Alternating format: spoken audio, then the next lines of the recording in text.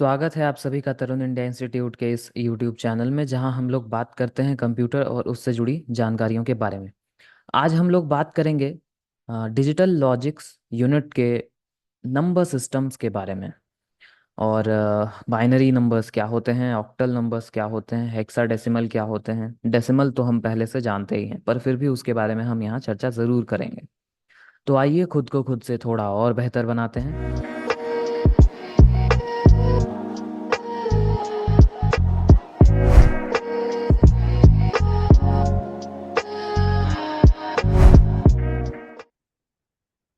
तो number system क्या है?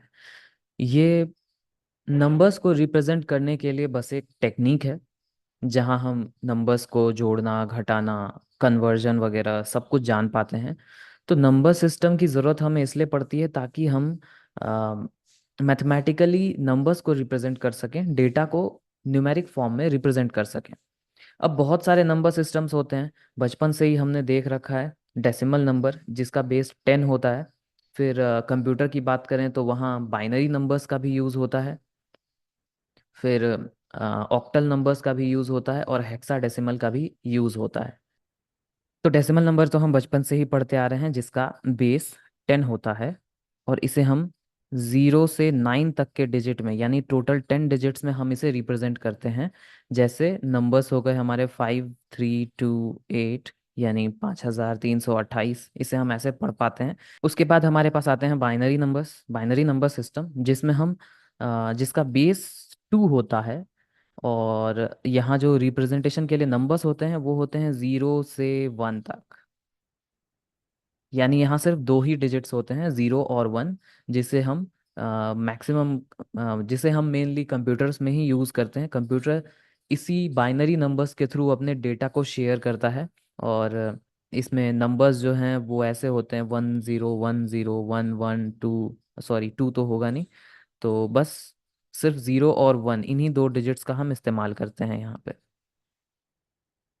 उसके बाद आते हैं ऑक्टल नंबर, जिसका बेस होता है 8।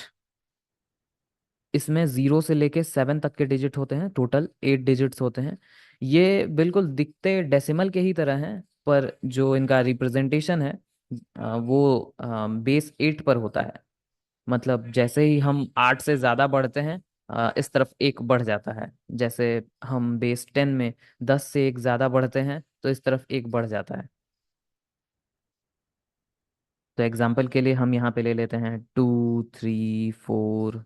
कोई बात नहीं है, ये ऑक्टल नंबर्स हैं, तो फर्क नहीं पड़ता है ये किस तरह से यहाँ पर रिप्रेजेंट हो रहा है। ये सेम डेसिमल की तरह दिखाई देता है, पर इसका जो बेस है वो 8 है। और डिटेल में हम समझेंगे जब हम एक एक करके इन सभी के रिप्रेजेंटेशन को देखेंगे, इनका कन्वर्जन देखेंगे। तब हमें समझ आएगा कि आखिर डेसिमल और ऑक्टल में अंतर क्या है। अब आती है बात हेक्साडेसिमल की। हेक्साडेसिमल, इसमें टोटल 16 डिजिट्स होते हैं और इसका बेस 16 होता है। पर इसमें नंबर्स जो होते हैं वो 0 से 9 तक होते हैं। और 9 के बाद ये A से F तक जाते हैं। मतलब टोटल 0 से 15 होता है, पर 15 की जगह यहाँ पर F लिया जाता है। इस तरह से हेक्साडेसिमल को हम लिखते हैं। और एग्जाम्पल के लिए अगर आप हेक्साडेसिमल का एग्जाम्पल लें तो 0 F 3 F 4 A, ये जो है हेक्साडेसिमल है, जिसमें आपको 0 से लेकर के F तक के सारे डिजिट्स दिए हुए हैं।